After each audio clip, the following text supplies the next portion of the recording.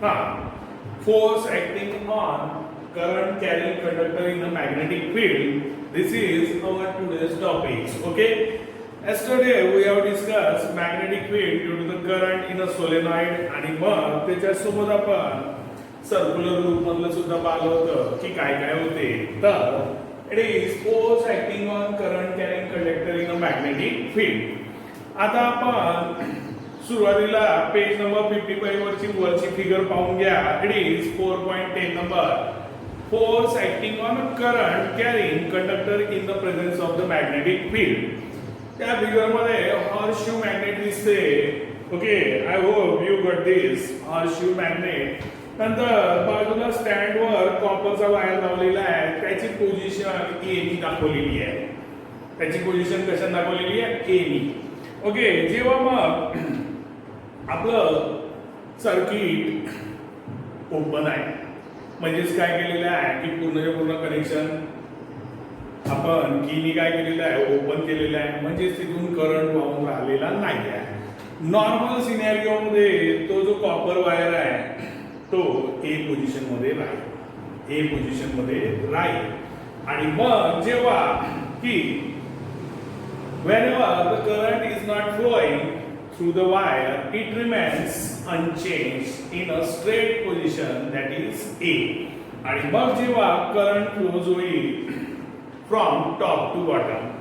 आता करंटची डायरेक्शन वरून खाली असेल तेव्हा that is top to bottom. Okay, top to bottom. तर त्या केस मध्ये काय होईल तर जो काही वायर असेल कॉपरचा वायर जो ए पोझिशन होता त्याची पोझिशन चेंज होईल सी वर चालला जाईल. कुठे जाईल? सी वर. म्हणजे it bends towards the C. पण कोणत्या कंडिशन मध्ये? When the current is flowing from top to bottom. जेव्हा top to bottom current flow होत आहे तेव्हा the copper wire comes in the position C. Figure सुरुवातीला समजून घ्या, सर्वात चांगला आनंद राहील.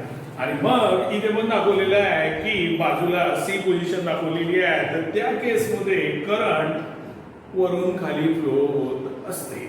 ओके, आणि हे प्रिन्सिपल याच्यासाठी समजावून घ्यावे लागतात. Lemmings left hand rule. आणि हा तर पुढे आपल्याला इलेक्ट्रिक मोटर शिकायचं आहे आणि इलेक्ट्रिक जनरेटर शिकायचं आहे. तर हे याच प्रिन्सिपलवर बेस्ड आहे. ओके, मग हा झाला scene when the current is flowing from top to bottom. Now another scenario, it is from bottom to top. आणि जेव्हा current bottom to top flow होईल तर तो copper wire it is in a position B. It will comes in a position B.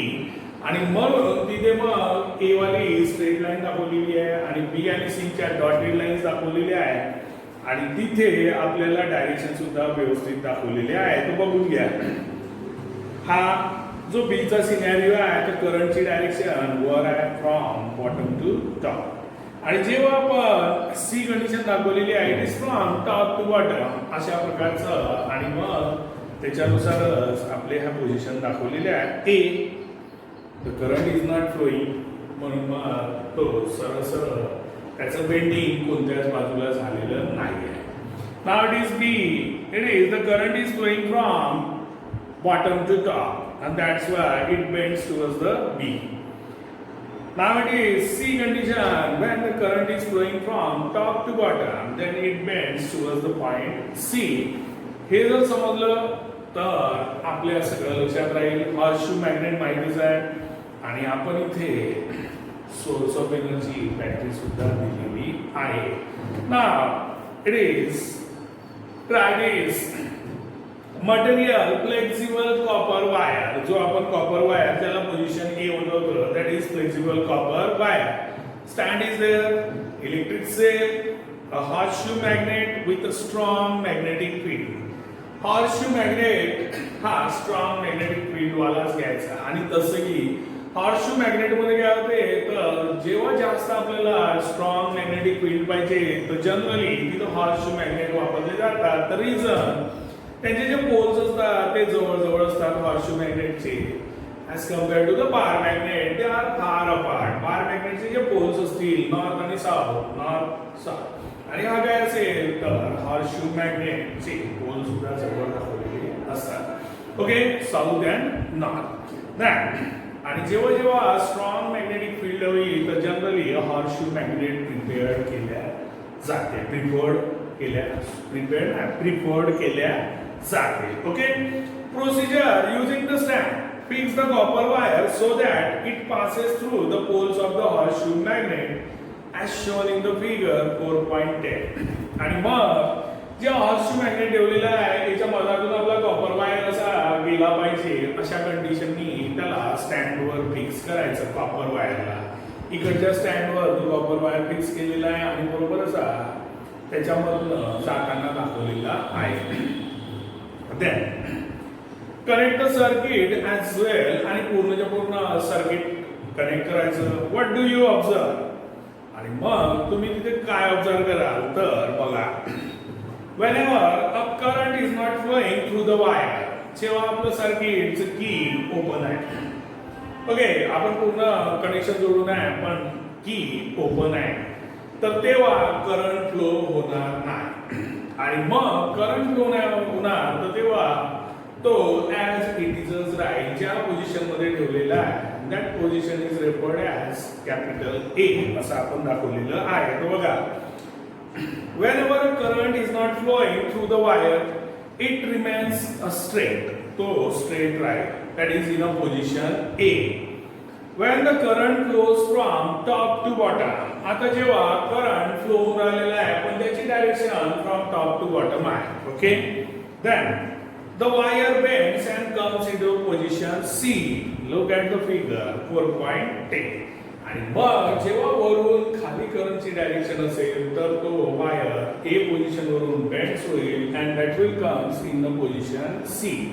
Okay, then if the current direction is reverse, already it is from top to bottom, now we have to reverse it. It is from bottom to top. Then if the current direction is reversed, that is it flows from the bottom to the top end, the wire bends but comes in the position B. वायरची तर bending होईल पण it bends in the position B and not in a C. C मध्ये top to bottom असेल तर C position वर जाईल आणि मग जेव्हा बॉटम टू टॉप असेल तर copper wire bends in the position B. सोपा आहे, लक्षात ठेवावं लागेल किंवा मग असं म्हणता येईल it is TCB, sorry it is TBC.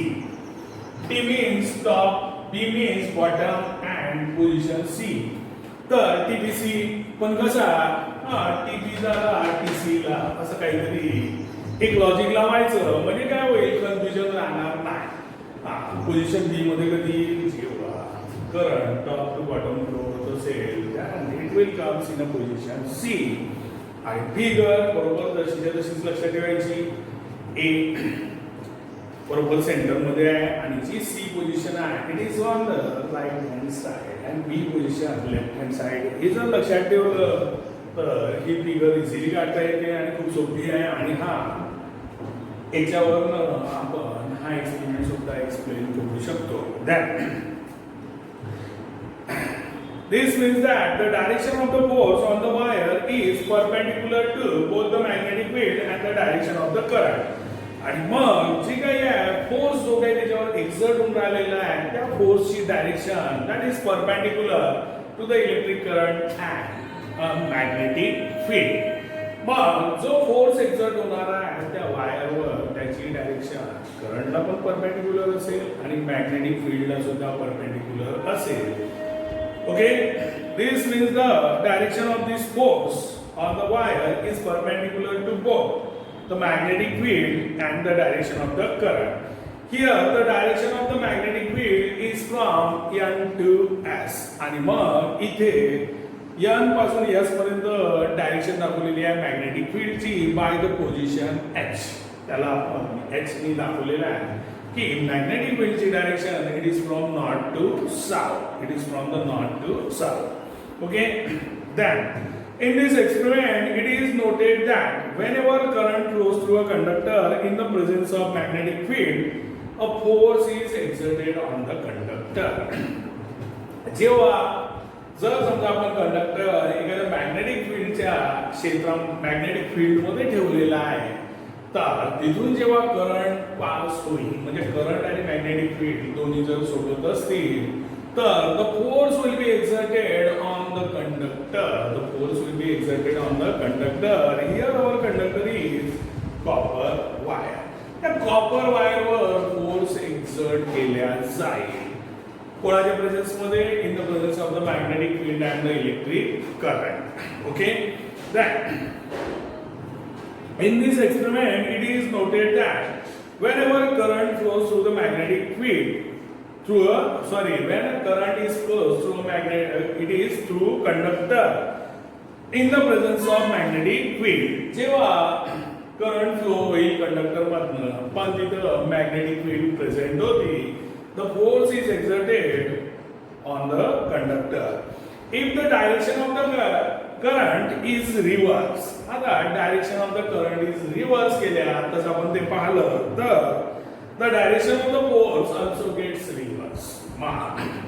करंटची डायरेक्शन आपण चेंज केली, तर फोर्सची डायरेक्शन सुद्धा चेंज झालेली आहे, रिव्हर्स झालेली आहे. म्हणजे तो ए कडे गेला, ए वरून बी कडे, आणि लगेच आपण करंटची डायरेक्शन बदलल्यावर ए कडनं या ए पोझिशन मधून तो सी कडे गेला, बी कडे जाईल, सी कडे जाईल. पण कशावर डिपेंड असेल?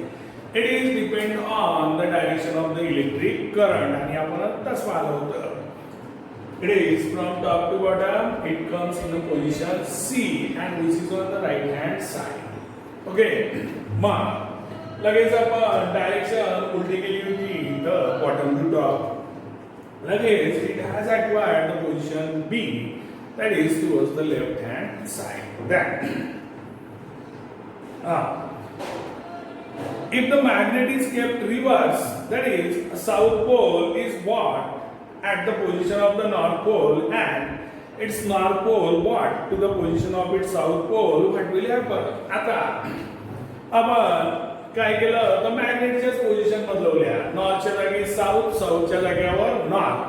तर त्या केसमध्ये काय होईल, तर बघा, when the magnet is kept reverse, okay, the direction of force also gets reverse. म्हणजे नॉर्थ टू साऊथ होता, तर आपण नॉर्थच्या जागेवर साऊथ आणला आणि साऊथच्या जागेवर नॉर्थ नेला, तर काय होईल, त्यांच्या पोझिशन चेंज केल्या.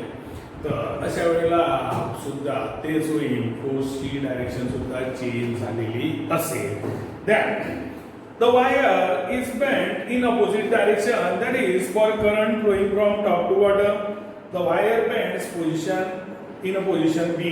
If the current flowing from bottom to top, the wire bends to a position C. अशा प्रकारे होईल. जेव्हा टॉप टू बॉटम जर करंट फ्लो होईल, जेव्हा आपण काय केलेलं आहे, साऊथच्या जागेवर नॉर्थ आणि नॉर्थच्या जागेवर साऊथ, तर तेव्हा तो पोझिशन बी मध्ये जाईल. And for current flowing from bottom to top, the wire bends to position C. But this is the scenario of when we change the poles of the magnet. नॉर्थच्या जागेवर south, साऊथच्या जागेवर north, त्या केस मधला हा किस्सा आहे. एवढं बरोबर लक्षात ठेवायचं ना. The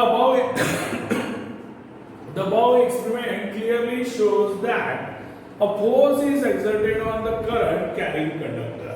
आणि या एक्सपेरिमेंट मधून आपण एक शिकलो की जो करंट कॅरिंग कंडक्टर असते त्याच्यावर फोर्स एक्झर्ट झालेला असते, हे आपण शिकलेलं आहे. The direction of this force depends on both the direction of the current and the direction of the magnetic field. आणि मग हा जो फोर्स आहे, हा फोर्स कसा एक्झर्ट होईल याची डिपेंड कशावर असेल, तर direction of the current. Direction of the current change केली तरी फोर्स एक्झर्टची डायरेक्शन सुद्धा चेंज होईल. आणि मॅग्नेटिक फील्डची डायरेक्शन चेंज केल्यावर सुद्धा आपल्याला त्याच्यावर जो कंडक्टरवर जो काही फोर्स एक्झर्ट होईल त्याची डायरेक्शन चेंज झालेली दिसेल. म्हणजे जो काही करंट कॅरिंग कंडक्टर असते त्याच्यावर जो फोर्स एक्झर्ट होते तो दोन गोष्टीवर डिपेंड आहे. It is the direction of the electric current and the direction of the magnetic field. That is the very simple experiments of this. आणि याच्यावरूनच आपल्याला मग इलेक्ट्रिक मोटर आणि मग इलेक्ट्रिक जनरेटर तर ते शिकायचं आहे, त्याच्यामध्ये हेच प्रिन्सिपल लक्षात ठेवायचं आहे. तर सोपा experiment. That experimentally it is possible to show that this force is maximum when the direction of the current is perpendicular to the direction of the magnetic field. How will you do this? आणि मग आपल्याला दाखवायचं आहे की हा जो force आहे हा मॅक्सिमम आहे when the direction of the current is perpendicular. जेव्हा direction of the current perpendicular आहे to the direction of the magnetic field. Magnetic फील्डच्या डायरेक्शनला जर समजा करंटची डायरेक्शन परपेंडिक्युलर असेल तर मग हाऊ विल यू डू दिस असं आपल्याला पाहायचं आहे. If the horseshoe magnet in the experiment is tilted. जर समजा आपण हॉर्सशू मॅग्नेट अशा कंडिशन मध्ये ठेवला होता नॉर्मल मध्ये, now if we have tilted it म्हणजे त्याला तिरपा केला. If the horseshoe magnet in the experiment is tilted with some angle, त्याला tilt केलं but it is having particular angle with the some angle, then the force exerted on the copper wire will be less. जेव्हा तो copper wire वर जो force exert होईल तो less असेल, that is the wire will show a less bending. The wire will show the less bending. तिरपा केलेला आहे, particular angle झालेला आहे तयार, आणि मग हॉर्सशू मॅग्नेट असा नॉर्मल कंडिशन मध्ये न ठेवता आपण त्याला टिल्टेड केलेला आहे. त्या कंडिशन मध्ये जो फोर्स एक्झर्ट होईल कॉपर वायरवर तो कमी असेल. कमी असेल म्हणजेच काय, त्याचे जे बेंडिंग काय होईल तर कमी होईल. आणि if the magnet is arranged such that it is perpendicular to the wire. पण हा पहिला सिनेरिओ सांगितला. पण आपण मॅग्नेटिक अरेंजमेंट अशी केली की if we arrange the wire such that it is perpendicular to the if the magnet is arranged, मॅग्नेटला अरेंज केलं आपण कशाला, perpendicular to the wire. If the magnet is arranged such that it is perpendicular to the wire, तर पहिल्या cases मध्ये tilted केला होता, आता याला परपेंडिक्युलर ठेवलेला आहे मॅग्नेटला वायरला. तर या केस मध्ये काय होईल, the force will be maximum. या केस मध्ये फोर्स जास्त असेल, जास्तीत जास्त असेल. कधी तर जेव्हा आपण मॅग्नेट हा परपेंडिक्युलर टू द वायर ठेवलेला आहे त्या केस मध्ये. पहिल्या केस मध्ये आपण परपेंडिक्युलर नाही ठेवला होता तर टिल्टेड ठेवला होता हॅविंग सम अँगल. त्या केस मध्ये कॉपर वायरवर जो फोर्स एक्झर्ट झाला होता तो लेस होता. आता इथं आपण मॅग्नेट काय केलेलं आहे तर परपेंडिक्युलर ठेवलेला आहे वायरला. तर इथं काय असेल तर फोर्स एक्झर्ट जो होईल that will be a maximum. and what is the meaning of this maximum force? It will bend more. So that is the wire will show a maximum bending. The wire will show the maximum bending. अशा प्रकारचा जर समजा आपल्याला जास्त bending पाहिजे असेल तर बिलकुल मॅग्नेट आणि वायर म्हणजे मॅग्नेट वायरला परपेंडिक्युलर ठेवायचा. Then and then we will get the maximum bending. आणि जर समजा आपल्याला एकदमच कमी बेंडिंग पाहिजे असेल तर हॉर्सशू मॅग्नेटला टिल्टेड ठेवून द्यायचं. तिरपा ठेवून दिला की सरळ सरळ आपल्याला कमी बेंडिंग पाहायला मिळेल. So this is from the experiment, that is force acting on a current carrying conductor in the presence of the magnetic field. Magnetic field is provided by horseshoe magnet. Copper wire is a conductor. We are providing the current with the help of the battery, that is cells are there. Okay, and cells मध्ये आपण म्हणजे it is the source of the energy. आणि मग आपण त्या copper wireचं बेंडिंगचे सुद्धा पाहिले. आणि मग एवाला आपण पहिले करंटच्या डायरेक्शन चेंज करून त्याच्यानुसार आपल्याला रिझल्ट रिफ्लेक्शन वेगळे दाखवले. मग हॉर्सशू मॅग्नेटच्या पोझिशन साऊथच्या जागेवर नॉर्थ, नॉर्थच्या जागेवर साऊथ आणला. तिथे सुद्धा आपल्याला डायरेक्शन चेंज झालेल्या दिसल्या. म्हणजे जो फोर्स एक्झर्ट होते त्याच्या डायरेक्शन चेंज झालेल्या दिसल्या. आणि हेच प्रॉपरली समजण्यासाठी it is Fleming's left hand rule. Now it is Fleming's left hand rule. लक्षात ठेवायचं left hand. Then, in the above experiment, we consider the direction of the electric current and the direction of the magnetic field and found that direction of the force exerted is perpendicular to both.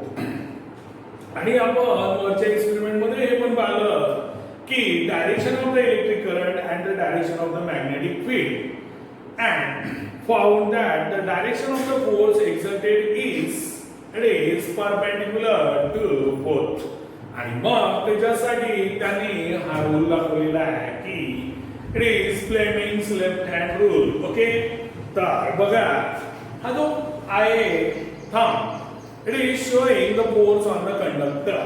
It is the showing the force on the conductor, that is this one. Okay, then it is middle finger, so that is showing the direction of the electric current. So this is the middle finger, it is showing the direction of the electric current. Now it is index finger, this is the index finger and this shows the direction of the magnetic field. आणि मग आपण जर पाहिलं तर हा जो force आहे जो काही एक्झर्ट होऊन राहिलेला आहे हा याला पण परपेंडिक्युलर आहे आणि याला सुद्धा परपेंडिक्युलर आहे. म्हणजेच इलेक्ट्रिक करंट आणि मॅग्नेटिक फील्ड यांना हा फोर्स जो आहे तो परपेंडिक्युलर आहे. And this is our Fleming's left hand rule. Very easy. तर बघा that there is a simple rule relating these three directions. This rule is called as Fleming's left hand rule. According to this rule, the left hand thumb, index finger, and it is the middle finger and the middle finger. Okay, so according to this rule, the left hand thumb, index finger, and the middle fingers are stretched. याला stretch करायचं असं. So it is stretched so as to be perpendicular to each other. आणि हे सगळे एकमेकाला perpendicular असले पाहिजे आणि असं जर स्ट्रेच केलं तर 100% एकमेकाला परपेंडिक्युलर येतात. Okay, so they must be perpendicular to each other. If the index finger and the middle finger points in the direction of the current if the index finger is in the direction of the magnetic field, this index finger is in the direction of the magnetic field. And the middle finger points in the direction of the electric current. Then the direction of the thumb is in the direction of the force on the conductor. सरळ simple rule आहे बस. साधं पहिले तर left हँडचा thumb, index finger, middle finger घ्यायचा. Okay, याला stretch करायचं आणि स्ट्रेच केल्यावर काय होईल, they must be a perpendicular to each other. त्या ऑर्डर मध्ये आपल्याला त्याला स्ट्रेच करायचं आहे. आणि मग इंडेक्स फिंगर काय दाखवेल तर it is the direction of the magnetic field. Okay, middle finger will show the direction of the electric current. तिथे पहिले एक लावायचं. If the index finger show the direction of the magnetic field and the middle finger shows the direction of the electric current, then the thumb direction of the thumb is the direction of the force exerted on the conductor. This is the Fleming's left hand rule. साधं आहे आणि त्याच्यासाठी त्यांनी एकदम साधी position काढून दाखवलेली आहे अशी. आता ऍक्च्युली अशी आपली फोटो होणार नाही. आणि मग it is force on the conductor याला वरच्याला म्हटलेलं आहे आणि मग एकाला म्हटलेलं आहे डायरेक्शन ऑफ द करंट आणि दुसऱ्याला म्हटलेलं आहे direction of the magnetic field. तर हे दोन्ही पण महत्वाचे आहे की नेक्स्ट लेक्चरमध्ये इलेक्ट्रिक मोटर पाहायचं आहे ते याला काळजीपूर्वक ऐका, समजून घ्या. And then try this.